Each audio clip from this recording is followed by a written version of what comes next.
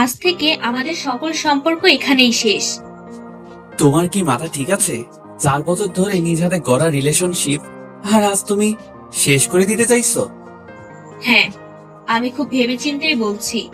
আজ থেকে তুমি তোমার রাস্তায়, আমি আমার রাস্তায়। আর হ্যাঁ, আজকের পর থেকে আমাকে কল করার চেষ্টাও করবে না। বাই। নীলা, দাঁড়াও, আমার একটা শেষ প্রশ্নের উত্তর দাও। তারপর তুমি চলে গেলেও আমি বাধা দিব না। হ্যাঁ, খুব তাড়াতাড়ি বল, আমার হাতে একদম সময় নেই। আমার কি দোষ ছিল যে আমাকে ছেড়ে চলে যাচ্ছ? তোমার কোনো দোষ নেই। দোষ তুমি গরিব। দোষ তোমার ভালো কোনো চাকুরি নেই, আমার চাহিদা মেটানোর মতো টাকা নেই। আমি গরিব, এটা কি আমার দোষ? আর আমার ভালোবাসার কি কোনো মূল্য নেই তোমার কাছে? ভালোবাসা? আজকাল ভালোবাসার কোনো মূল্য হয় না, যা হয় তা শুধু আবেগ। আর হ্যাঁ, কালকে আমার বিয়ে, দেশের নাম করা টপ বিজনেস ম্যাগনেটের সাথে। তুমি কিন্তু অবশ্যই আসবে। হ্যাঁ, অবশ্যই আসবো। তোমার বিয়ে আর আমি আসবো না? তোমাকে আমার তরফ থেকে সেরা উপহার দিব। ঠিক আছে, অপেক্ষায় থাকবো। এই কথাগুলো বলে নীলা চলে গেল। আর আমি নীলার যাবার পথের দিকে তাকিয়ে নীরবে চোখে পানি ফেলছি এবং ভাবছি, আমি গরিব, এটা আমার দোষ যার জন্য নীলা আমাকে ছেড়ে চলে গেল। আপনারা কমেন্ট বক্সে বলবেন, আসলে গরিব হওয়া কি কোনো দোষের কিছু? আর হ্যাঁ, আপনাদের তো আমার পরিচয় দেয়নি। আমি হলাম মোহাম্মদ হৃদয় আহমেদ, আর যার সাথে এতক্ষণ কথা বললাম সে হচ্ছে আমার প্রেমিকা অধরা ইসলাম নীলা। নীলার সাথে 4 বছর আগে আমার প্রথম দেখা হয় রেল স্টেশনে। তখনই আমার ওকে খুব ভালো লাগে, কিন্তু হঠাৎ ভিড়ের মাঝে হারিয়ে যায়। হয়তো ভাগ্য আমাদের জোড়া লাগাবে, তার জন্য আমার সিট নীলার সাথে পড়ে। সিটে বসার পর নীলা আমাকে প্রশ্ন করে, হ্যালো মিস্টার, আপনার নাম জানতে পারি? জি, আমাকে বলছেন? এখানে আপনি ছাড়া কেউ আছে নাকি?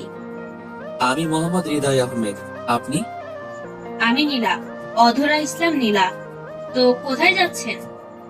ঢাকায় যাচ্ছি, বাবা মার স্বপ্ন পূরণের জন্য, ভালো একটা ভার্সিটিতে ভর্তি হওয়ার উদ্দেশ্যে।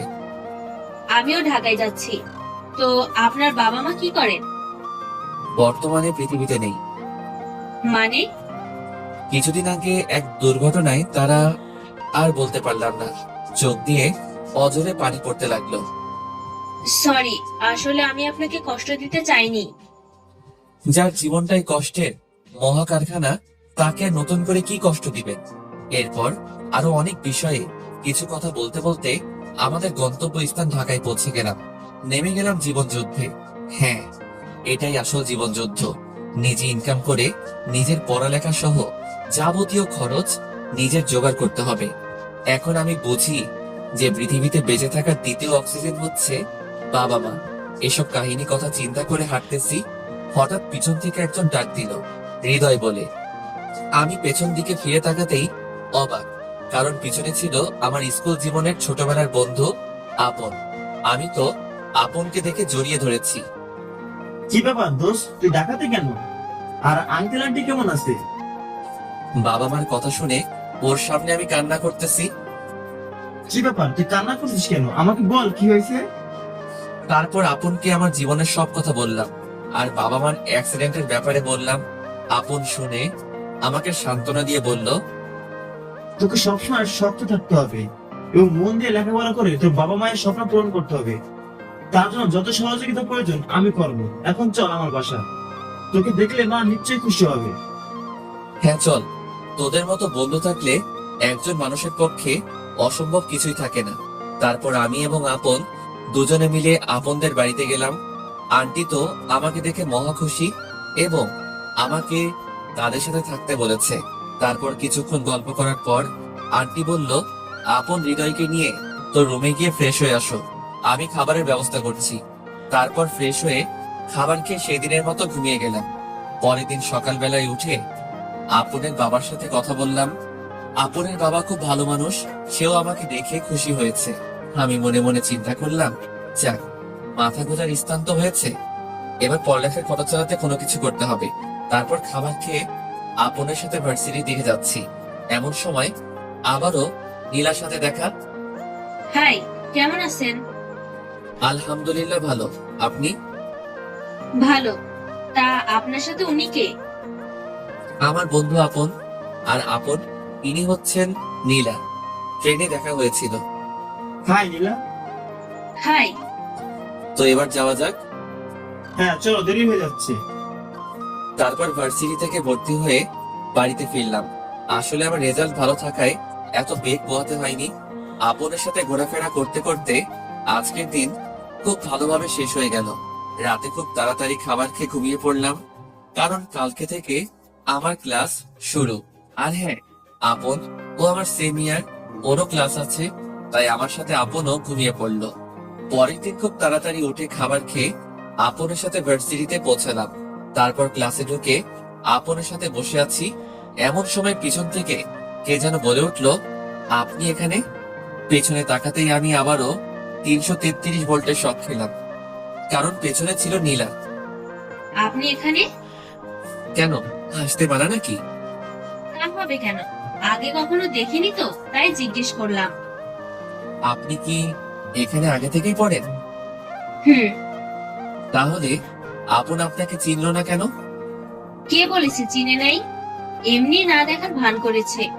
তো মনোযোগ দিয়ে ক্লাস করেন, আমি যাই। এ কথা বলে নীলা চলে গেল। অন্যদিকে দেখি আপন একটা মেয়ের সাথে কথা বলছে। আমি তাদের কাছে গিয়ে শুনি, প্লিজ বাবা, রাগ করো না। কালকে হৃদয়ের সাথে ভার্সিটিতে আসছিলাম, তাই তোমার সাথে দেখা করতে পারিনি।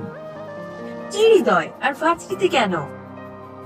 আমি গিয়ে তাদের কাছে গিয়ে আপন কিছু বলার আগেই বললাম, জি আমি হৃদয়, আর কালকে আমার ভর্তির জন্যই এসেছিলাম। ও সরি আপন, আমার ভুল হয়ে গেছে। না সমস্যা নেই। হৃদয়, তোর সাথে পরিচয় করিয়ে দিই। ও হচ্ছে হিমু, আমার জিএফ। হাই। হাই। আচ্ছা, তাহলে আমি আপনাকে কি বলে ডাকবো? ভাবি নাকি আপু? কেন হিমু বলে ডাকবা? আর তুই করে আপনকে যে যেভাবে ডাক। আচ্ছা, তাহলে তোকেও তুই করে ডাকতে হবে। তাহলে বন্ধু। আমি এক হাত এগিয়ে দিয়ে বললাম, বন্ধু। হিমুর সাথে কথা বলতে বলতে ক্লাসে স্যার চলে আসে। আজকে ভার্সিটিতে আমার প্রথম ক্লাস। একটু সংকোচ বোধ করলেও সবগুলো ক্লাস মনোযোগ দিয়ে করলাম। ক্লাস শেষে, হৃদয়, চল আজ আড্ডা দিব। হ্যাঁ চল, আজ সারাদিন খুব মজা করবো। আপনারা হয়তো ভাবছেন রাকিব, সোহান এরা আবার কে? আজ ক্লাসে এদের সাথে পরিচয় হয়। তারপর আমি, আপন, হিমু, রাকিব, টুম্পা, সোহান আমরা সবাই অনেকক্ষণ আড্ডা দিলাম।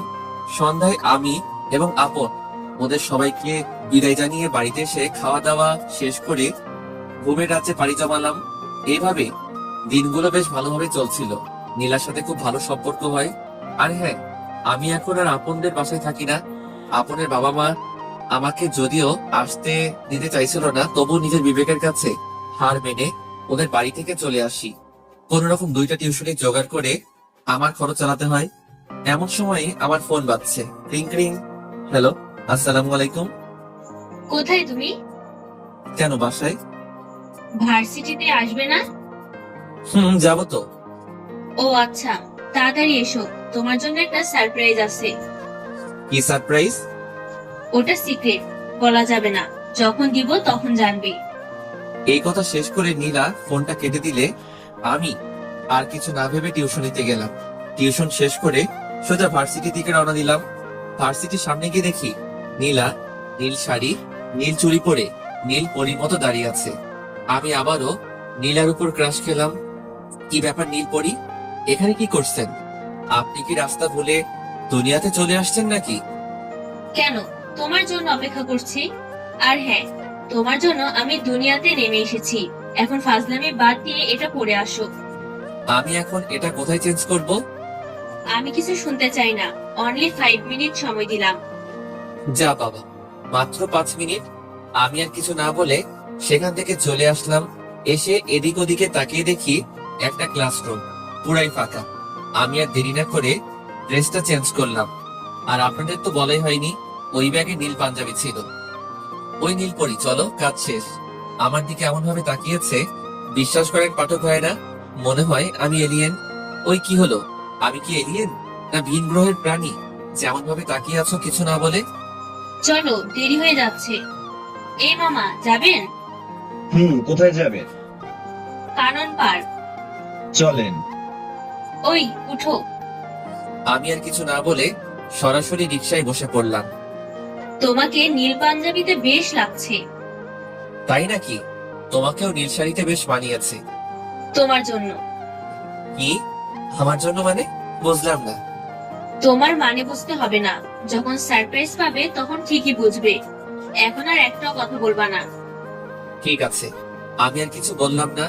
এমন সময় রিকশাওয়ালা মামা বলল, মামা নামেন, চলে এসেছি আপনাদের গন্তব্যের জায়গায়। আমি আর নীলা নামলাম। নেমে আমি ভাড়া দিতে গেলে নীলা বলে উঠলো, ওই তোমাকে দাঁড়িয়ে থাকতে বলেছি না? ভাড়া কি দিতে বলেছি? আমার কথা না শুনলে। থাক, আর বলতে হবে না, বুঝেছি। তুমি ভাড়া দিয়ে রিকশাওয়ালা মামাকে ধন্য করো। আর কথা না বাড়িয়ে নীলা রিকশা ভাড়া মিটিয়ে দিল। তারপর হাঁটতে হাঁটতে পার্কের গেটের সামনে আসতেই নীলা আমাকে বলে উঠলো, দাঁড়াও। কেন, ভেতরে যাবে না? ভেতরে যাব না কখন বললাম, কিন্তু এভাবে না। আর কিছু না বলে কোথা থেকে যেন একটা কালো কাপড় নিয়ে এসে নীলা আমার চোখ দুটো বেঁধে দিল। এবার চলো। আমিও ভদ্র ছেলেদের মতো ওর দেখানো পথে হাঁটতে শুরু করলাম। কিছু দূর যাওয়ার পর শুনি আপন, হিমু, রাকিব, সোহান, অন্তর এরা আমার উপর ফুল জাতীয় কিছু ছুড়ে মারছে আর বলছে, happy birthday to you, happy birthday to you my best friend Hridoy. আমি তো এদের কার্যকলাপ শুনে অবাক। তাড়াতাড়ি চোখ থেকে কাপড় সরিয়ে দেখি আমার চারপাশে ফুল দিয়ে সাজানো এবং আমার সামনে একটা জন্মদিনের কেক। তোদের সবাইকে অনেক ধন্যবাদ বন্ধু, আমাকে আমার একটা সারপ্রাইজ দেওয়ার জন্য। আরে আমরা এসব কিছুই করিনি, এই সব কিছু নীলা করেছে। সব ধন্যবাদ তুই নীলাকে দে, আমরা তো শুধু তোর জন্মদিনের অতিথি মাত্র। আজকে যে তোর জন্মদিন সেটা তো আমরা জানতামই না, বরং নীলাই আমাদেরকে জানিয়েছে। আমি যেই নীলার দিকে তাকিয়েছি ঠিক তখনই নীলা এক গুচ্ছ গোলাপ ফুল নিয়ে হাঁটু গেড়ে মাটিতে গেঁথে আমাকে বলতে শুরু করলো, যদি বলো তোমার কথা মনে পড়ে কতবার, আমি বলবো চোখের পাতা নড়ে যতবার।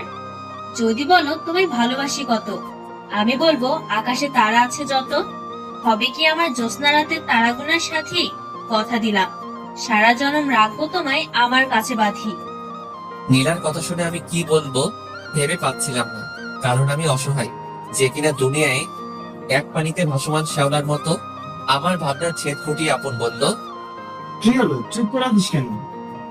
আমার দ্বারাই এই সবকিছু সম্ভব নয়। নীলা দাঁড়িয়ে বলতে শুরু করলো, কেন সম্ভব নয়? কি নেই আমার? টাকা পয়সা গাড়ি বাড়ি সব আছে, শুধুমাত্র তোমাকে ভালোবেসেছি, এটাই কি আমার দোষ? সেদিন ট্রেনে যখন আমাদের দেখা হয় সেদিন থেকে আমি তোমাকে ভালোবেসে ফেলেছি। আমাদের ভাগ্য এমন এক পর্যায়ে এনেছে যে তোমার সাথে আমাকে আজকের এই পরিস্থিতির আনতে বাধ্য করেছে, তবুও তুমি না বলছো। তুমি যে কথাগুলো বললে তার কোনো জবাব আমার কাছে নেই, কারণ আমিও তো সেই প্রথম দেখেই ভালোবেসে ফেলেছি। মনে মনে বললাম। আমি আর কিছু না বলে সেখান থেকে বাসায় চলে আসলাম। পেছন থেকে নীলা, হিমু, আপন, সোহান অনেকবার ডেকেছে, কিন্তু আমি শুনিনি, কারণ এখানে থাকলে হয়তো আমি আমার চোখের পানি ধরে রাখতে পারবো না। আজ নিজেকে বড় অসহায় লাগছে। যাকে ভালোবাসলাম সে নিজে আমাকে প্রস্তাব দেওয়ার পরও আমি তাকে প্রত্যাখ্যান করলাম, কারণ আমি গরিব। এ কথা চিন্তা করে আমার নিজের কেউ নেই, এ কথা চিন্তা করে। সে যাই হোক, তাড়াতাড়ি বাসায় এসে হাত মুখ ধুয়ে একটা ঘুম দিলাম। এক ঘুমেই পরের দিন সকালে ফোনের শব্দে ঘুম ভাঙে। ফোনটা হাতে নিয়ে দেখি নীলার 30+ কল, তার সাথে আপন, সোহান, হিমু, অন্তর তো আছেই। আরো নীলার নাম্বার থেকে 2টি SMS দেখলাম। সেখানে নীলা লিখেছে, তুমি যদি এবার ফোন রিসিভ না করো তবে আমি আত্মহত্যা করব। এই মেসেজটা দেখে আমার মনের ভেতরটা যেন আটকে ওঠে। ক্রিং ক্রিং। কিরে, একটা মেয়ে তোকে প্রপোজ করেছে বলে তুই নিজেকে মহান মনে করছিস, তাই না? আজ তোর জন্য নীলা মৃত্যুর সাথে পাঞ্জা লড়ছে। এসে দেখে যা তোর জন্য মেয়েটা আজ কিভাবে কষ্ট পাচ্ছে হাসপাতালে বেডে শুয়ে শুয়ে। ফোনের শব্দ। আপনার কথা শুনে আমার চোখ যেন আর থামছেই না। আমি কিছু না শুনে হাসপাতালের দিকে এমন দৌড় দিছি যেন পাগলা কুত্তা আমাকে তাড়া করেছে। সেখানে গিয়ে দেখি আপন, হিমু, সোহান, নীলার বাবা মা, ছোট ভাই বসে কান্না করছে। আমাকে দেখে আপন তেড়ে এসে নীলার রুমের সামনে নিয়ে গেল। দেখ, তোর জন্য নীলার আজ এমন অবস্থা। আমি কোনো কিছু না বলে শুধু নীরবে চোখের পানি ফেলছি। তুই তো একাই চেয়েছিলি তাই না? আমি কিছু বলতে যাব ঠিক তখনই ডাক্তার বলতে শুরু করলো, এখানে নীলা নামের পেশেন্টের বাইরের লোক কে আছেন? নীলার জ্ঞান ফিরেছে, আপনারা চাইলে ওর সাথে কথা বলতে পারেন। ডাক্তারের কথা শুনে আপন, হিমু, সোহান ও নীলার বাবা মা নীলার সাথে কথা বলার জন্য রুমে যায়। কিন্তু আমি বাদে। আমি মনে মনে ভাবছি কোন মুখ নিয়ে ওর সামনে যাব। তাই আড়ালে দাঁড়িয়ে নীলাকে একবার চোখের দেখা দেখে বাসায় চলে আসলাম। বাসায় এসে নামাজ আদায় করে মহান আল্লাহ পাকের দরবারে নীলার জন্য দোয়া করলাম। অন্যদিকে নীলার জ্ঞান ফেরার পর হসপিটালে মা, কি হয়েছে তোর? তুই কি আমাদের কথা একবারও ভাবলি না? সরি বাবা, আর কোনোদিন এসব করব না, ভুল হয়ে গেছে। ঠিক আছে মা, তুই তোর বন্ধুদের সঙ্গে রেস্ট নে, আমি আর তোর বাবা তোর খাবারের ব্যবস্থা করছি। এই কথা বলে নীলার বাবা মা সেখান থেকে চলে গেল। তোর কি মাথা খারাপ নাকি? হুট করে মানুষকে এসব চিন্তা মাথায় আনে? কি করব বল, হৃদয়কে যে আমি আমার প্রাণের থেকেও বেশি ভালোবাসি। ও যখন আমাকে না বলে এবং পরে আমার ফোন রিসিভ না করে, তখন আমার মাথা কাজ করা সম্পূর্ণ বন্ধ হয়ে গিয়েছিল। কি করতে কি করে ফেলেছি তা আমি নিজেই জানি না। তাই বলে এত বড় সিদ্ধান্ত নিবি? দয়া করে আপনারা একটু বাইরে যান, ওনার এখন বিশ্রাম নেওয়ার প্রয়োজন। ঠিক আছে ডাক্তার, নীলা আমরা এখন আসি, আবার পরে আসবো। ঠিক আছে, যা। আর হ্যাঁ, হৃদয়কে একটু আসতে বলবি, ওকে খুব দেখতে ইচ্ছে করছে। তারপর তুই ওকে দেখতে চাইছিস যে তোর নিজের জন্য দায়ী? হ্যাঁ, আমার মৃত্যু আসলেও আমার চোখ শুধু ওকেই দেখতে চাইবে। ও মা গো, ট্রুলা। আচ্ছা ঠিক আছে, বল মনে। আর হ্যাঁ, এখন আমরা যাই, পরে দেখা হবে। এই কথা বলে আপন, হিমু, সোহান নীলার কাছ থেকে বিদায় নেয়। বিকেল বেলা হ্যালো হৃদয়, কোথায় তুই? তাড়াতাড়ি ব্রিজের মাথায় মোড়টাতে চলে আয়, হসপিটালে যাবো। না, আমি হসপিটালে যাব না। কেন, তুই কি চাস নীলা আবার বড় ধরনের কিছু করে বসুক? না, সেটা আমি কোনো দিনও চাই না। আমিও নীলাকে অনেক ভালোবাসি, কিন্তু আমার অবস্থানের কথা চিন্তা করে ওর প্রস্তাবে রাজি হইনি। আরে পাগল, যেখানে নীলা এই সম্পর্কে খুশি, সেখানে তুই কেন এসব নিয়ে চিন্তা করছিস? ঠিক আছে, নীলা যদি এ সম্পর্কে খুশি থাকে তবে আমার কোনো আপত্তি নেই। তাড়াতাড়ি মোড়ে আয়, আপনার হিমু ওরাও চলে এসেছে। ঠিক আছে, তোরা 5 মিনিট অপেক্ষা কর, আমি 10 মিনিটে আসছি। 15 মিনিট পর কি এত দেরি হয় এতটুকু আসতে? আমার দিকে তাকিয়ে ওমা হিরো, আপনি কি শুটিং স্পট থেকে ভুল করে চলে এসেছেন নাকি? দয়া করে একটা অটোগ্রাফ দিন না প্লিজ। কি করে দিব, আমার কাছে তো কলম নেই। ওই ঢং বাদ দে, তাড়াতাড়ি চল, এমনিতেই অনেক দেরি হয়ে গেছে। চল। হসপিটালে গিয়ে দেখি নীলার মা নীলাকে খাবার জন্য জোর করছে, কিন্তু সে কোনো মতেই খাচ্ছে না। কি রে নীলা, খাবার খাচ্ছিস না কেন? এমনিতেই ভালো লাগছে না। তোমরা ভিতরে এসে ওকে একটু বোঝাও তো, কখন থেকে কিছুই খাচ্ছে না। আমি ডাক্তারের সাথে কথা বলে আসছি। ঠিক আছে আন্টি, আপনি যান, আমরা ওকে খাওয়াচ্ছি। এই কথা বলে নীলার মা চলে গেল। আপন, হিমু, সোহান ভিতরে গিয়ে নীলাকে বলতে শুরু করলো, ওই তুই আর কত কষ্ট দিবি নিজেকে? খাবারটা তাড়াতাড়ি খেয়ে নে। নীলা হিমুর মুখ থেকে না শব্দটি শুনে উল্টো পাশে মুখ লুকিয়ে কান্না শুরু করে। আর আমি গিয়ে নীলার হাত ধরতেই আপনকে মনে করে বলতে শুরু করলো, আপন, আমার হাত ছেড়ে দে। যার জন্য আমি এত কিছু করলাম তারই মন পেলাম না। আমার আর বেঁচে থেকে এই পাগলি, তুই আমাকে ছেড়ে চলে যাবি? আমার কি হবে ভেবে দেখেছিস একবারও? আরেকবার সব কথা বলে তোকেও মারবো, আমিও মরবো। নীলা আর কিছু না বলে শুধু কান্না করছে। এভাবে সারা জীবন আমার হাত ধরে রাখবে? কথা দাও। ঠিক আছে, কথা দিলাম, কিন্তু আমি তো গরিব। তো আমাকে নিয়ে রেস্টুরেন্টে যাওয়ার টাকা নাই? সমস্যা নেই, আমরা রাস্তায় খাবার খাবো। আমার কাছে তোমাকে কোনো গিফট দেওয়ার মতো টাকা নেই। সমস্যা নেই, আমার হাতটা ধরে রেখো। আমার কাছে কোনো দামি গাড়ি বা দামি বাইকও তো নেই। সমস্যা নেই, একসাথে কোনো এক রাস্তায় হাত ধরে হেঁটে যাব। তুমি কি সত্যি আমাকে এত ভালোবাসো? আমার জীবনের থেকেও বেশি। আরে ভাই আসতে, আমরা কিন্তু তোদের পাশে আছিস, যা করার পরে কইরেন। যেই নীলাকে জড়িয়ে ধরতে যাব, ঠিক তখনই আপন বলে উঠলো, আরে ভাই আসতে, আমরা তোদের পাশে আছি, যা করার পরে কইরেন। আপনের কথায় নীলা লজ্জায় লাল হয়ে গেছে। বিশ্বাস করেন পাঠক ভাইয়েরা, নীলাকে এই অবস্থায় কোনো স্বর্গ থেকে উঠে আসা অপসরীর মতো লাগছে। আমি দেখি আবার প্রেমে পড়ে গেলাম। না, ওই হালা কম করে দেখ, অত আর উড়ে পালিয়ে যাচ্ছে না। তারপর আরো কিছুক্ষণ নীলার কাছে থেকে সন্ধ্যায় বাসায় চলে আসলাম, আর নীলাকেও তাদের বাড়িতে পাঠিয়ে দিলাম, কারণ আগের থেকে সুস্থ হওয়ার জন্য ডাক্তার নীলাকে রিলিজ করে দেয়। আর এভাবে আমাদের লাভ স্টোরি চলতে থাকে। এই 4 বছর বুঝেছি নীলা আমাকে কত ভালোবাসে, কেউ কাউকে ছাড়া থাকতে পারতাম না। একদিন ওর সাথে কথা না বললে মনে হতো যেন 1 বছর থেকে আমাদের কথা হয় না। আর আপন হিমু সোহান সবসময় আমাকে সাহায্য করেছে। সবকিছু ঠিকঠাক চলছিল। নীলার সাথে হাতে হাত রেখে ঘুরতে যাওয়া, ফুচকা খাওয়া, ওর সাথে রাতভর কথা বলা, চ্যাটিং করা, সব মিলে খুব ভালোভাবে আমাদের দিন চলছিল। কিন্তু হঠাৎ একদিন নীলা আমাকে খুব সকালে ফোন দেয়। হ্যালো, আসসালামু আলাইকুম। সালামের জবাব নিয়ে বলল, আজকে 10টায় গোল্ডেন রোজ গার্ডেনে দেখা করতে পারবেন? খুব আর্জেন্ট দরকার আছে। ঠিক আছে, আমি সময় মতো চলে আসব। আমি আর কিছু বলতে যাব, ঠিক তখনই ফোনটা কেটে দিল। আমি তাড়াতাড়ি ঘুম থেকে উঠে ফ্রেশ হয়ে নীলার দেওয়ার ঠিকানা মোতাবেক গোল্ডেন রোজ গার্ডেনে গিয়ে দেখি নীলা আমার জন্য আগে থেকেই অপেক্ষা করছে। আমি আমার মোবাইলটা বের করে দেখি 9:30 বাজে। আমি তো অবাক, কারণ হচ্ছে গত 4 বছরে এই প্রথম আগে থেকেই আমার জন্য অপেক্ষা করছে। কি ব্যাপার, আজ সূর্য কোন দিকে উঠেছে? মজা করা বাদ দাও, আমি তোমাকে কিছু গুরুত্বপূর্ণ কথা বলার জন্য ডেকেছি। কথাগুলো বলে আমি চলে যাব। হ্যাঁ বলো, কি বলবে? আজ থেকে আমাদের সকল সম্পর্ক এখানেই শেষ। এবার বাস্তবে আসা যাক। দোকান থেকে 1 পাতা ঘুমের বড়ি ও 2 প্যাকেট সিগারেট নিয়ে বাসার উদ্দেশ্যে রওনা হলাম। বাসায় গিয়ে একটা সিগারেট মুখে নিতেই কাশি শুরু হলো। কিন্তু কি করব, নীলাকে তো আমাকে বলে থাকতে হবে। আস্তে আস্তে ধোঁয়া উড়াচ্ছি, আর মনে হচ্ছে যেন কষ্টগুলো সিগারেটের ধোঁয়ার সাথে বিলীন হয়ে যাচ্ছে।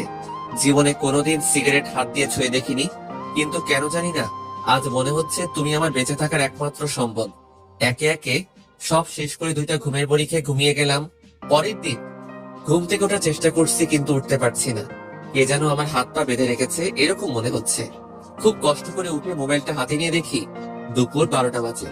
মোবাইলের কল লিস্ট গিয়ে নীলার নাম্বারে কিছু আমি ট্রাই করলাম, কিন্তু বারবার ফোন কেটে দিচ্ছে এবং কিছুক্ষণ পর ফোনটা বন্ধ করে রাখলো।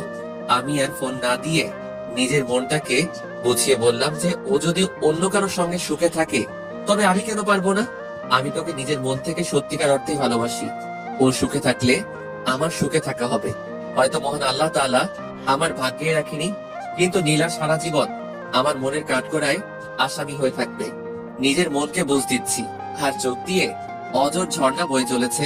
এর থামার কোনো নাম গন্ধই নেই। তখন মনে পড়লো রাতের কথা, যে রাতে সিগারেটের ধোঁয়ার সাথে আমার কষ্ট কিছুটা হলেও কমেছিল।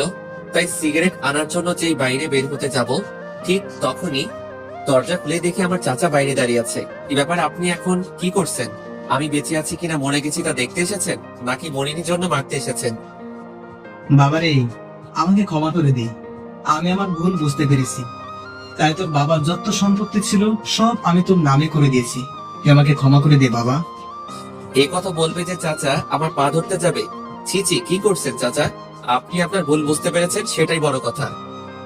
হ্যাঁ রে বাবা, আমি তোর সঙ্গে খুব বড় অন্যায় করেছি, যার জন্য হয়তো মহান আল্লাহ তাআলা আমাকে এত বড় শাস্তি দিয়েছেন। কি হয়েছে আপনার চাচা?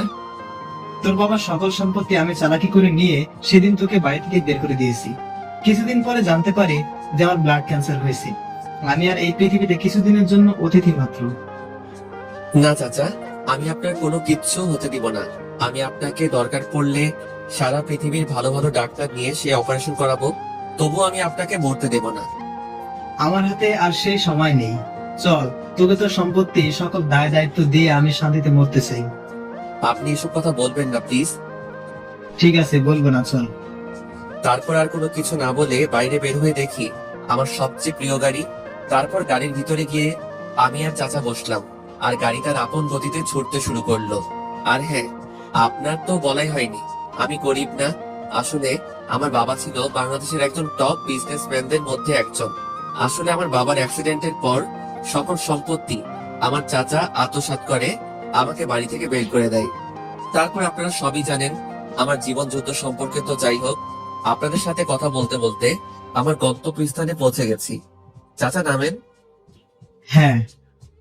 গাড়ি থেকে নেমে আমি আর চাচা আমাদের ফ্যাক্টরির দিকে এগিয়ে চললাম।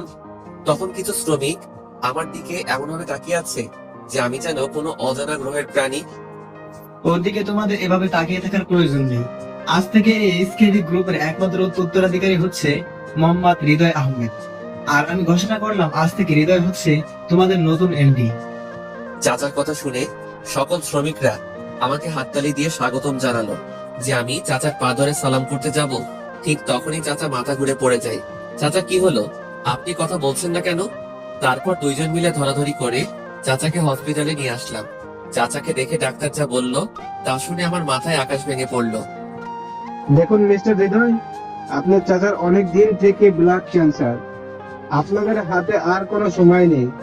আপনি আমাকে ক্ষমা করে দিবেন। আর হ্যাঁ, ওনার জ্ঞান ফিরেছে। আপনার সাথে তিনি কথা বলতে চান। আমি আর দেরি না করে দৌড়ে চাচার কেবিনের দিকে চলে গেলাম। আমাকে দেখে চাচা বলতে শুরু করলো, বাবারে, আমি জানি আমি আর বেশি সময় নেই। তোর হাতে আমি সব দায়িত্ব তুলে দিয়ে গেলাম। তারপরে দেখি বাবারে, আমি জানি আমার আর সময় বেশি নেই। হয়তো আমি তোর সাথে অনেক অন্যায় করেছিলাম, কিন্তু তুই আমাকে ক্ষমা না করলে কেউ আমাকে ক্ষমা করতে পারবে না। তোর বাবা খুব ভালো মানুষ ছিলেন। আমি যে তার বন্ধু ছিলাম সেটা সে কোনোদিনই মনে করেননি, বরং আমাকে তার নিজের ভাইয়ের মতো দেখতো। মৃত্যুর সময় তোর কাছে একটাই অনুরোধ, তুই আমাকে ক্ষমা করে দে। চাচার কথা শুনে কেন জানি না আমার খুব কষ্ট হচ্ছে। সে হয়তো আমার সাথে অন্যায় করেছিল, কিন্তু সে তো তার ভুল বুঝতে পেরেছে। আমার উত্তর দেওয়া দেরি দেখে চাচা আবার বলতে লাগলো, কিরে, কি হলো? কিছু বলছিস না কেন? চাচা, এ আপনি কি বলছেন? সন্তানের কাছে কি পিতা কোনো দোষ করতে পারে? যদিও আপনি আমার বাবার বন্ধু ছিলেন, কিন্তু আমি সব সময় আপনাকে আমার নিজের চাচা মনে করতাম। আমার কথা শেষ হতে না হতেই পেছন থেকে কে যেন আব্বু বলে চিৎকার করে উঠলো। পেছনে তাকিয়ে তো আমি অবাক। পেছনে তাকিয়ে দেখি একটা মিষ্টিপুরীর মতো মেয়ে দাঁড়িয়ে আছে। আসলে ওর নাম হচ্ছে জান্নাত, চাচার একমাত্র আদরের মেয়ে। ছোটবেলায় ওর মা মারা যাওয়ার পর সে বিদেশে যাওয়ার কারণে অনেকদিন দেখা হয়নি। জান্নাত চাচাকে দেখে বলতে শুরু করলো, কি হয়েছে? তুমি এভাবে শুয়ে আছো কেন? মারে, কারো বাবা মা চিরকাল বেঁচে থাকে না। তোর মা মারা যাওয়ার পর তোকে আমি অনেক কষ্ট করে কোলে পিঠে মানুষ করেছি। বাবা হৃদয়, তোর কাছে আমার একটাই অনুরোধ, আমি মারা যাওয়ার পর আমার মেয়েকে দেখে রাখবি। কথা দে, ওর চোখে কোনোদিনও পানি আসতে দিবি না। কথা দিলাম চাচা। অন্যদিকে জান্নাত কোনো কিছু না বলে শুধু কান্না করছে। বাবা হৃদয়, আমি আর তোর বাবা তোদের ছোটবেলা থেকেই বিয়ে ঠিক করে রেখেছিলাম, কিন্তু এখন তো আর বেঁচে থাকবো না, তাই জান্নাতকে আমি তোর হাতে তুলে দিলাম। চাচা এই কথা বলতে না বলতেই শেষ নিঃশ্বাস ত্যাগ করে। আমি ডাক্তারকে ডাক দিলে ডাক্তার তাকে মৃত ঘোষণা করে। চাচার মৃত্যুর খবর শুনে আমার বুকটা কষ্টে ফেটে যাচ্ছে। না চাইতেও চোখ দিয়ে পানি ধরে রাখতে পারছি না। আর অন্যদিকে তো জান্নাতকে কোনোভাবে সামলানো যাচ্ছে না। তারপরে চাচার জানাজা করে দাফন সম্পন্ন করে বাসার দিকে চললাম। পথে আজান হওয়ার কারণে নামাজ পড়ে বাড়িতে গিয়ে দেখি জান্নাত এখনো কান্না করছে। আমি গিয়ে জান্নাতের কাঁধের উপর হাত রাখতেই জান্নাত চমকে ওঠে। তারপর আমি বলতে শুরু করলাম, কারো বাবা আবার কারো মা, অথবা কারো বাবা মাকে একসাথে নিয়ে মহান আল্লাহ তাদের পরীক্ষা করেন। তোমাকে কিছু বলে সান্ত্বনা দেওয়ার ভাষা আমার নেই, তবু বলছি, যে চলে গেছে তার জন্য কান্না করে লাভ নেই। তোমার চোখের পানি তার কাছে পৌঁছাবে না, বরং তুমি যদি নামাজ আদায় করে তার জন্য দোয়া করো, তবে তার আত্মা শান্তি পাবে। আজান হয়ে গেছে, ওযু করে নামাজ আদায় করে নাও। আমার কথাগুলো শুনে জান্নাত মন দিয়ে কি যেন চিন্তা করলো। তারপর চোখ দুটো কোন রকম মুছে বাথরুমে চলে গেল, হয়তো ওযু করতে। কিছুক্ষণ পর দেখি জান্নাত একটি জায়নামাজ নিয়ে মাটিতে বিছিয়ে নামাজ পড়তে শুরু করলো। আর এদিকে আমি নীলার কথা প্রায় ভুলেই গেছি। ওর কথা মনে পড়লে মনটা খুব খারাপ হয়ে যায়। কিন্তু আমার মনে হয় নীলা আমার দুঃস্বপ্ন ছিল, যে স্বপ্নগুলো পূরণ না হওয়ায় ভালো। আমার ভাবনায় ছেদ ঘটিয়ে জান্নাত বলল, আমার না খুব ক্ষুধা পেয়েছে। ঠিক আছে, তুমি বসো, আমি তোমার জন্য খাবার ব্যবস্থা করছি। আমার ফোনটা বের করে দেখি রাত 12টা বাজে। এখন খাবার কোথায় পাবো? তাই নিজেই খাবার তৈরি করার জন্য রান্নাঘরে গেলাম। আসলে আগে নিজের খাবার আমি নিজেই তৈরি করতাম, তাই আমার খাবার তৈরি করতে কোনো সমস্যা হয় না। কোন রকম কিছু খাবার বানিয়ে টেবিলে রেখে জান্নাতকে ডাকতে এসে দেখি জান্নাত ঘুমাচ্ছে। এই অবস্থায় যে জান্নাতকে কত সুন্দর লাগছে তা আপনাদের বলে বোঝাতে পারবো না। ওকে এত সুন্দর লাগছে যেন জান্নাত থেকে নেমে আসা কোনো অপসরই আমার সামনে ঘুমিয়ে আছে। 4 বছর নীলার সাথে রিলেশনে থাকার পরও ওকে দেখে যে ফিলিংস না হয়, জান্নাতকে দেখে তার থেকে বেশি ফিলিংস হয়।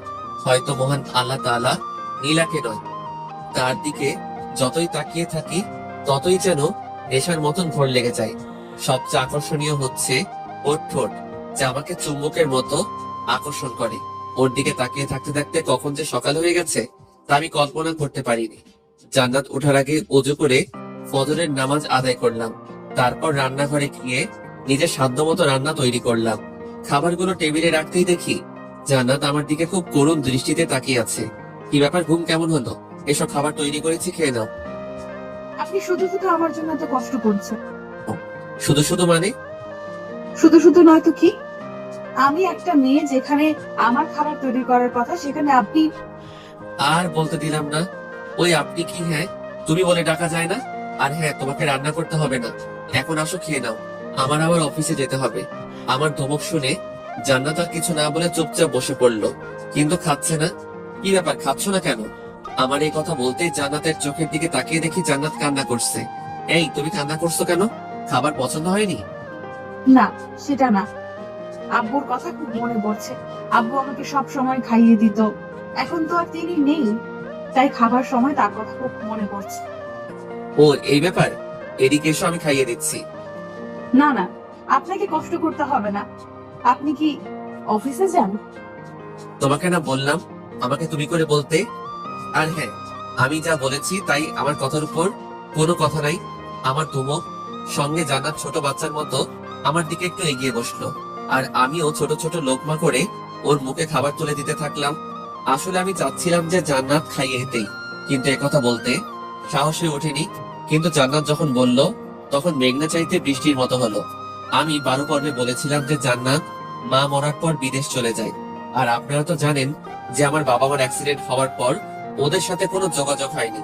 তারপর চাচার মৃত্যুর সময় হসপিটালে জান্নাতের সাথে আমার দেখা হয়। 13 পর্বে আমি লিখেছিলাম যেখানে জান্নাত বলেছিল আমার বাবা আমাকে সবসময় খাইয়ে দিত বলে কথা, তার কথা খুব মনে পড়ছে। এক পাঠক ভাই প্রশ্ন করেছিল যে জান্নাত তো বিদেশে ছিল, কিন্তু তার বাবার তো আর বিদেশে ছিল না, কিভাবে জান্নাতকে তার বাবা সবসময় খাইয়ে দিত? আসলে এই বিষয়ে আমি বলবো, বাবা মা হচ্ছে বেঁচে থাকার জন্য সন্তানের দ্বিতীয় অক্সিজেন। তাদের আদরের কোনো তুলনা হয় না। আর যখন তাদের মধ্যে যে কোনো একজন না ফেরা দেশে পাড়ি জমান, তখন তাদের স্মৃতিগুলো সবসময় মনে পড়তে থাকে। এখানেও তাই হয়েছে। যখন জান্নাত তার বাবার কাছে থাকতো তখন সবসময় তার বাবা তাকে খাইয়ে দিত। এই জন্য তার বাবার মৃত্যুর পর খাবার টেবিলে গিয়ে তার বাবার কথা মনে পড়েছে। আশা করি সবাই এই বিষয়টা বুঝেছেন। এতক্ষণ গল্প অন্য টপিকে আনার জন্য দুঃখিত। এবার চলুন গল্প করা যাক। আমি জান্নাতকে খাইয়ে দিচ্ছি, আর জান্নাত খুব তৃপ্তি সহকারে খাচ্ছে। ওর মুখে কি যে মায়া, শুধু মন চাই যে সারাদিন শুধু ওর মুখের দিকে তাকিয়ে থাকি। তারপর খাওয়া দাওয়া শেষ করে অফিসের দিকে চললাম। যদিও অফিসের পুরাতন কর্মচারীরা প্রায় সবাই আমাকে চিনে, তবুও নিজেকে এক নতুন আঙ্গিকে তৈরি করলাম। তারপর জান্নাতের আচ্ছা থেকে বিদায় নিয়ে অফিসের দিকে রওনা হলাম। গাড়িটা নিয়ে অফিসের সামনে গিয়ে আমি অবাক। আসলে অফিসের গেটের সামনে গিয়ে হর্ন দেওয়ার সাথে সাথে দারোয়ান দরজা খুলে দেয়। আমি ভিতরে তাকাতেই দেখি অফিসের সকল স্টাফের ফুল নিয়ে দাঁড়িয়ে আছে, আর অফিসটাও খুব ভালো করে সাজানো হয়েছে। গাড়ি থেকে নামতেই সবাই ফুল দিয়ে শুভেচ্ছা জানালো। সবার সাথে শুভেচ্ছা বিনিময় শেষে আমি আমার কেবিনে ঢুকতেই আগের সবকিছু মনে পড়তে শুরু করলো। আসলে এই কোম্পানিটা আমার আব্বু খুব যত্ন করে সাজিয়েছিলেন, কিন্তু আব্বু আম্মুর অ্যাক্সিডেন্টের পর চাচা মানে জান্নাতের আব্বু নকল কাগজ দেখিয়ে আমাকে বাড়ি থেকে বের করে দেয়। তারপর সব ঘটনা তো আপনারা সবাই জানেনই। এসব ঘটনা মনে পড়তেই নিজের অজান্তেই চোখের কোণ বেয়ে পানি পড়ছে। শুরু করলো ম্যানেজারের কথায় আবার বাস্তবে ফিরে এলাম। বাবা হৃদয়, আমি জানতাম তুমি আসবেই। এই এইচকেবি ইন্ডাস্ট্রিজ তোমার আব্বু নিজ হাতে করে রেখে গেছেন, আর সেটা অন্য কেউ অন্যায়ভাবে দখল করবে, সেটা মহান আল্লাহ তাআলা কোনোদিন মেনে নেবেন না। আসলে আঙ্কেল, মানুষের কপালে মহান আল্লাহ তাআলা তার জন্মের সময় সবকিছু লিখে দেন। আমার কপালে যা লিখেছিলেন তাই হয়েছে। আসলে আগের কথাগুলো মনে করে আর কষ্ট বাড়াতে চাই না। যা হবার তা হবেই। আপনারা সবাই আমার পাশে থাকলে এবং আমার জন্য মন ভরে দোয়া করলে আমার কাছে কোনো কাজই কঠিন মনে হবে না। আসলে আমি তোমাকে পরীক্ষা করার জন্য এই কথাগুলো বললাম। তুমি আমার পরীক্ষায় ফুল নম্বর পেয়েছো। তুমি কোম্পানির বস হওয়ার যোগ্যতা রাখো। এই কথা বলে ম্যানেজার চলে গেল আর আমি আমার নিজের মতো কাজ করতে থাকলাম। সারাদিন কাজ শেষে বাড়ি থেকে রওনা হলাম। আসলে আজ প্রথম দিন ছিল, তাই কাজ বুঝতে বুঝতে দিন পার হয়ে গেছে। হঠাৎই রাস্তার পাশে লক্ষ্য করে দেখি দুইজন বাচ্চা ছেলে রাস্তার পাশে শুয়ে কাতরাচ্ছে। আমি তাড়াতাড়ি গাড়ি থেকে পানির বোতলটা বের করে নিয়ে তাদের সামনে গিয়ে বলি, কি ব্যাপার, তোমরা এভাবে শুয়ে আছো কেন? নাও পানি খাও। দুজনে পাগলের মতো পানি খেতে থাকলো। তোমাদের নাম কি, আর কেন এভাবে রাস্তার পাশে শুয়ে আছো? আমার নাম ইয়াসিন আর ওর নাম আকিবুল। আজকে প্রয়োজনের তুলনায় কম ভিক্ষা করার জন্য আমাদের বাহির কইরা দিয়েছে। কি, তোমাদের দিয়ে ভিক্ষা করানো হয়? হ স্যার, যেদিন ভিক্ষা কমায় সেদিন খাবার দেয় না, রাতে থাকতেও দেয় না। ওই এতিমখানায় যে দেখাশোনা করে ওই লোকটি অনেক খারাপ। ওদের কথা শুনে যতটুকু বুঝলাম, ওরা এতিমখানায় থাকে। কি বলছো তোমরা? তোমরা যে এতিমখানায় থাকো তার নাম কি? না স্যার, কইতে পারবো না। ওরা জানলে পরে আমাদের খুব মারবে। তোমরা এটা নিয়ে চিন্তা করো না, তোমরা শুধু ওই এতিমখানার নামটা বলো, তোমাদের কথা কেউ জানতে পারবে না। ঠিক আছে স্যার, কইতাছি। তারপর ওরা যা বললো তা শুনে আমার মাথায় আকাশ ভেঙে পড়ার মতো অবস্থা। আমরা যে এতিমখানায় থাকি তার নাম হচ্ছে এইচকেবি আহমেদ শিশু সদন। ওদের মুখ থেকে এই এতিমখানার নামটা শুনে আমার মাথার উপর আকাশ ভেঙে পড়লো। কারণ হচ্ছে এই এতিমখানাটা আমার আব্বু প্রতিষ্ঠা করেছিল, এবং যাদের দায়িত্ব দিয়েছিল তারা যে এরকম কাজ করবে তা আমার ধারণা ছিল না। কি বলছো তোমরা? চলো আমার সাথে, দেখি কে তোমাদের দিয়ে ভিক্ষা করায়, আজ তাকে উচিত শিক্ষা দিব। না স্যার, আমরা যেতে পারবো না। ওরা যদি জানে আমরা আপনাকে সব বলেছি, তাহলে আমাদেরকে আর খেতে দেবে না, থাকতেও দেবে না এখানে। তোমরা কোনো চিন্তা করো না, দেখো আমি কি করি। ওরা থাকে সেখানে নাকি তোমরা সেখানে থাকো সেটা পরে দেখবে। এই কথা বলে আকিবুল এবং ইয়াসিনকে গাড়িতে তুলে এতিমখানার দিকে চললাম। অন্যদিকে জান্নাত বসে বসে শুধু হৃদয়ের কথা ভাবছে। সে সকালের কথাগুলো মনে করে একা একাই মিটিমিটি হাসছে, যে সকালে তাকে হৃদয় কত পরম যত্নে খাইয়ে দিয়েছে। হৃদয় আসছে না দেখে সে বারবার ফোনটা হাতে নিয়ে হৃদয়কে ফোন করার কল্পনা করে, কিন্তু কোনো এক অজানা টানে সে কল দিতে পারে না। সে মনে মনে বলছে, কি ব্যাপার, এখনো হৃদয় আসছে না কেন? ওকে ছাড়া তো আমার ভালো লাগছে না। তাহলে কি আমি ওকে ভালোবেসে ফেললাম? না না, এ কি ভাবছি আমি? এসব নিয়ে চিন্তা করতে থাকে জান্নাত। এসব নিয়ে যেন ওর দ্বিধাদ্বন্দ্বের শেষ নেই। অপরদিকে হৃদয়, ইয়াসিন এবং আকিবুলকে সাথে নিয়ে এতিমখানার সামনে চলে আসি। তোমাদের কি বলেছে মনে আছে তো? হ্যাঁ স্যার, খুব ভালো করে মনে আছে। তাহলে তোমরা চাও আমি যা বলেছি তাই করো। তারপর ওরা আমার কথা অনুযায়ী এতিমখানার ভেতরে চলে গেলে এতিমখানা খাতে বলতে শুরু করলো, কিরে, তোদের সাহস তো কম না? আমি তোদের বের করে দেওয়া সত্ত্বেও তোরা কার হুকুমে এখানে এসেছিস?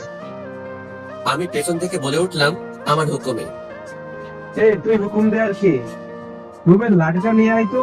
আজ ওকে বুঝিয়ে দেবো যে আমার উপর হুকুমদারি করার ফল কি। আমি কিছুক্ষণ ওদের সামনে জোরে জোরে হাসলাম এবং বললাম, কি তোরা আমাকে মারবি? এই এইচকেবি আহমেদকে মারবি? তোদের তো সাহসের প্রশংসা করতে হয়। আমার মুখ থেকে এইচকেবি আহমেদ শুনে সবাই চমকে যায়। স্যার, আমাকে মাফ করে দিন, আমার ভুল হয়ে গেছে। এরকম কাজ আমি আর জীবনেও করব না। তোদের ভুল ক্ষমার অযোগ্য। আমার আব্বু এই এতিম ছেলেদের দেখাশোনার জন্য তোকে নিযুক্ত করেছিল, কিন্তু তুই তাদের দিয়ে ভিক্ষা করাস। আমার কথা বলা শেষ হতে না হতেই পুলিশ আসে। ওকে এমন শাস্তি দিবেন যাতে সারা জীবন মনে রাখে। আপনি কোনো চিন্তা করবেন না। এই কথা বলে পুলিশ খাদেমকে ধরে নিয়ে যায়। কাল থেকে তোমাদের নতুন খাদেম আসবে, আর হ্যাঁ, আমি তোমাদের প্রতি সপ্তাহে এসে দেখে যাব। ঠিক আছে, আর আপনাকে অনেক ধন্যবাদ। আর আমি এতিমখানা সবার কাছ থেকে বিদায় নিয়ে বাসার দিকে চললাম। যাওয়ার সময় জান্নাতের জন্য কিছু আইসক্রিম নিলাম। বাসায় গিয়ে কলিং বেল চাপ দেওয়ার সাথেই দেখি জান্নাত দরজা খুলে আমাকে জড়িয়ে ধরে কান্না করতে থাকে। কি ব্যাপার, কান্না করছো কেন? কিছু না বলে কান্নার গতি আরো বাড়িয়ে দেয়। আরে কি হয়েছে, বলবে তো নাকি? অফিস থেকে ফিরতে কি এত লেট হয়? আমার চিন্তা হয় না বুঝি? আমার জন্য এত চিন্তা হয় বুঝি? আমি তোমার কে যে আমার জন্য চিন্তা করবে? জান্নাত আমার কথা শুনে লজ্জা মাখা কণ্ঠে বলল, জানি না। তাই নাকি? তাহলে কালকে থেকে আরো দেরিতে আসবো, তুমি ঘুমিয়ে পড়ো। আমার কাছে এক্সট্রা চাবি আছে, সেটা দিয়ে ভিতরে চলে আসবো। আর হ্যাঁ, কালকে আমার জন্য তোমাকে চিন্তা করতে হবে না। কালকে দেরি করে আসলে তোর পা ভেঙে হাতে ধরিয়ে দেব। ও মা, তুমি কি জান্নাত নাকি জান্নাত রূপে কোনো ডাইনি? আমাকে ডাইনি ডাকা? আজকে তোমাকে মজা দেখাচ্ছি, তোমার ঘাড় মটকাবো আমি। এই কথা বলে যে জান্নাত আমাকে ধরতে আসবে, ঠিক তখনই জান্নাতকে কোলে তুলে নেই। আমাকে কোল থেকে নামা। চমকে উঠে মনে মনে বললাম, কি মেয়ে বাবা, যেখানে আপনি ছাড়া কথা বলে না সেই মেয়ে তুই করে বলছে। মনে হয় আসলেই ভূতে ধরেছে। কি হলো, নামাচ্ছিস না কেন? না, আমি নামাবো না। নামালে যদি তুমি আমাকে মারো? তাহলে কি মার খাওয়ার ভয়ে সারা জীবন এভাবে কোলে তুলে রাখবে নাকি? এই তোমার হয়েছেটা কি? হ্যাঁ, একবার তুই আবার তুমি। আমার জিনিস আমি যা ইচ্ছা তাই করব, তা তুমি বলার কি? তোমার জিনিস মানে? হ্যাঁ, আমারই তো জিনিস। আমি তোমাকে দুদিনেই অনেক ভালোবেসে ফেলেছি। তুমি কি হবে আমার পথ চলার সাথী? রাখবে কি সারা জীবন তোমার কাছে বাঁধি? কথা শোনার জন্যই তো আমি অনেকক্ষণ থেকে অপেক্ষা করছি। আমি তোমাকে ভালোবাসি, কিন্তু এখন তোমাকে আমার কোল থেকে নামতে হবে। তোমার ওজন আমার হাত পুরাই শেষ। কি, আমার ওজন আনে? তুই বলতে চাস আমি মোটা? এই, তুই আমাকে নামা, না হলে আমি তোকে তোর কোল থেকে এই ঘাড় মটকাবো। কি মেরে বাবা, সেকেন্ডেই গিরগিটির মতো রং বদলায় না? জানো, তুমি তো খুবই পাতলা। তুমি এভাবে সারা রাত থাকো, আমি কিছুই বলবো না। হ্যাঁ, এটাই তোমার শাস্তি, সারা রাত আমাকে কোলে নিয়ে দাঁড়িয়ে থাকবে। আসলে হয়েছে কি জানো, দুপুরে তুমি খেয়েছো কি না না খেয়েছো এই কথা মনে করে দুপুরেও খাইনি, যাতে রাতে তুমি আমাকে খাইয়ে দাও সেজন্য। কি, তুমি দুপুরে খাওনি? মনে মনে বললাম, তাহলে প্ল্যানটা কাজে দিয়েছে। না, তোমার কথা চিন্তা করে খাইনি। তুমি আমাকে এত ভালোবাসো? হ্যাঁ, জীবনের থেকেও বেশি। তাই নাকি? হুম। তাহলে আমাকে ওইভাবেই রান্নাঘরে নিয়ে যাও, আমি তোমাকে খাইয়ে দিচ্ছি, কিন্তু কোল থেকে নামানোর চেষ্টাও করবে না। কিন্তু কোনো কিন্তু নয়, যা বলছি তাই হবে। আর হ্যাঁ, আমিও দুপুরে খাইনি। জানো, আমার শাস্তিটা কি কোনোভাবে কমিয়ে দেওয়া যায় না? তোমার শাস্তি আমি কমিয়ে দিব যদি তুমি আমাকে খাইয়ে দাও। শেয়ার বলতে আমি তোমার কথায় রাজি। ঠিক আছে, এখন আমাকে নামিয়ে দাও। যাক বাবা, অবশেষে ডাইনিটার হাত থেকে বাঁচলাম। তুমি কি আমার নামে কিছু বললা? না, আমি আবার তোমার নামে কি বলবো? না বললেই ভালো। এখন চলো, তুমি টেবিলে বসো, আমি খাবার নিয়ে আসছি। এই কথা বলে জান্নাত খাবার আনতে রান্নাঘরে চলে গেল। আর আমি ভাবছি, কি থেকে কি হয়ে গেল। আসলে বাস্তবতা অনেক কঠিন, মুহূর্তের মধ্যে রং পরিবর্তন হয়। এসব ভাবছি, তখন জান্নাত খাবার এনে। কোথায় হারিয়ে গেলে? না, আসলে ভাবছি বাস্তবতা অনেক কঠিন, তাই না? এখন আর ওসব নিয়ে ভাবতে হবে না, আমার অনেক ক্ষুধা পেয়েছে, খাইয়ে দাও। আমি বলে টেবিলের দিকে তাকিয়ে অবাক। টেবিলের উপর তাকিয়ে দেখি বাহারি রকমের তরকারি এবং বাহারি রকমের পিঠা সহ আরো অনেক কিছু। হলো, শর্তের কথা কি ভুলে গেলে নাকি? এইগুলো এত সব কে রান্না করলো? কেন, আমি বিদেশে যখন খালার বাসায় ছিলাম তখন খালার কাছ থেকে এসব রান্না শিখেছি। আমি আর কিছু না বলে জান্নাতকে খাইয়ে দিতে লাগলাম। জান্নাত তো আমাকে খাইয়ে দিচ্ছে। বিশ্বাস করেন পাঠক ভাইরা, খাবারগুলো অনেক টেস্ট হয়েছে। যদি আপনারা খেয়ে দেখতেন তাহলে বুঝতেন। এই, তুমি কার কথা বলছো? না, মানে কারোর সাথে না, তুমি খাও। তুমিও নাও। তারপর খাওয়া দাওয়া শেষ করে জান্নাতকে বললাম, যাও তাড়াতাড়ি ঘুমিয়ে পড়ো, কাল তোমাকে নিয়ে এক জায়গায় ঘুরতে যাব। চলো। এই কথা বলে আমি আমার রুমে চলে গেলাম, আর জান্নাত জান্নাতের রুমে। কিছুক্ষণ পর, হৃদয়, দরজা খুলো। কি হয়েছে? এভাবে দরজা ধাক্কাধাক্কি করছো কেন? তুমি তাড়াতাড়ি দরজা খুলো, আমি খুব ভয় পাচ্ছি। আমি গিয়ে আমার রুমের দরজা খুলতেই জান্নাত বলতে শুরু করলো, আমার খুব ভয় করছে একা একা থাকতে। ভয়? কিসের ভয়? বাইরে বৃষ্টি হচ্ছে, খুব জোরে জোরে বিদ্যুৎ চমকাচ্ছে, এর জন্য খুব ভয় করছে। আমি আজকে তোমার সাথে থাকবো। কি, আমার সাথে? এই কথা বললে জান্নাত আমার বিছানায় শুয়ে পড়লো।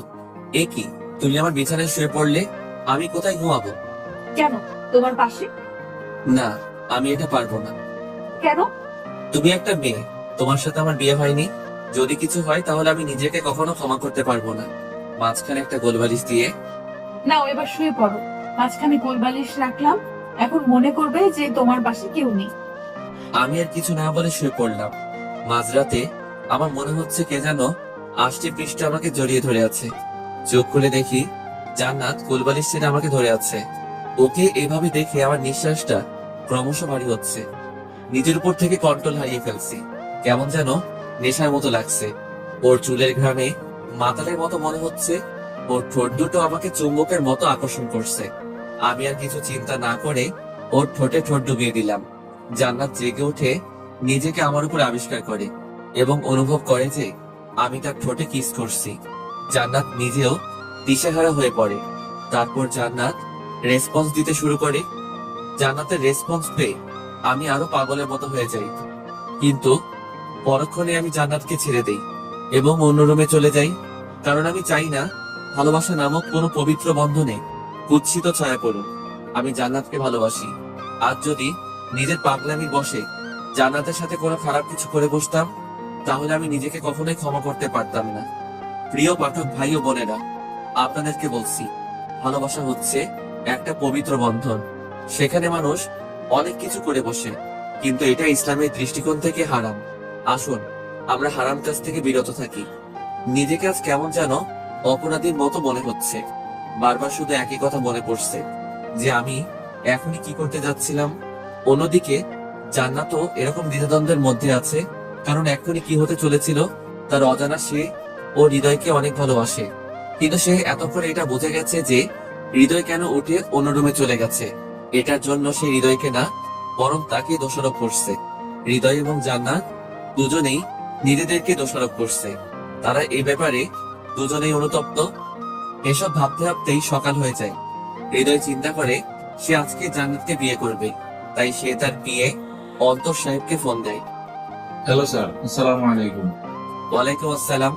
অন্তর সাহেব, আপনার কাছে একটা বিশেষ সাহায্যের জন্য ফোন দিলাম। স্যার, এভাবে বলবেন না, আপনি নির্দ্বিধায় বলুন, আমি আপনার জন্য কি করতে পারি।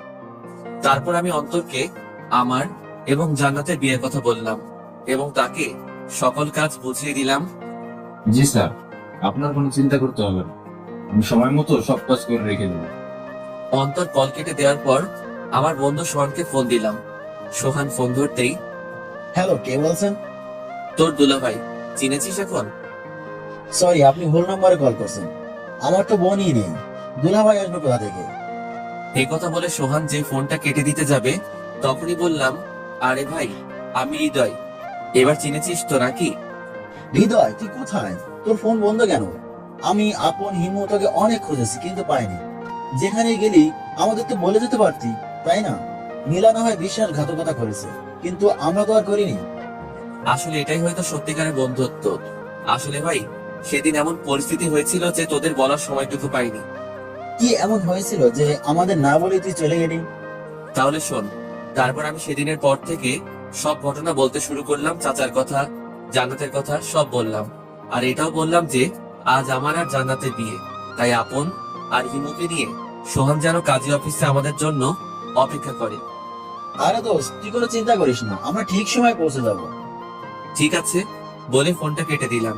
তারপর ফ্রেশ হয়ে যেই বাইরে যাব, ঠিক তখনই জান্নাত আমার সামনে এসে বলতে শুরু করলো, আসলে কালকে যে ঘটনাটা হয়েছে তার জন্য সরি। সরি তো আমার বলার কথা, কারণ আমি নিজেকে কোনোভাবে কন্ট্রোল করতে পারিনি। ঠিক আছে, আর সরি বলতে হবে না। রান্না শেষ হয়েছে, খেতে আসো। চলো। তারপর আমি আর জান্নাত খাওয়া শেষ করি। তুমি না বলেছিলে আজ আমাকে ঘুরতে নিয়ে যাবে?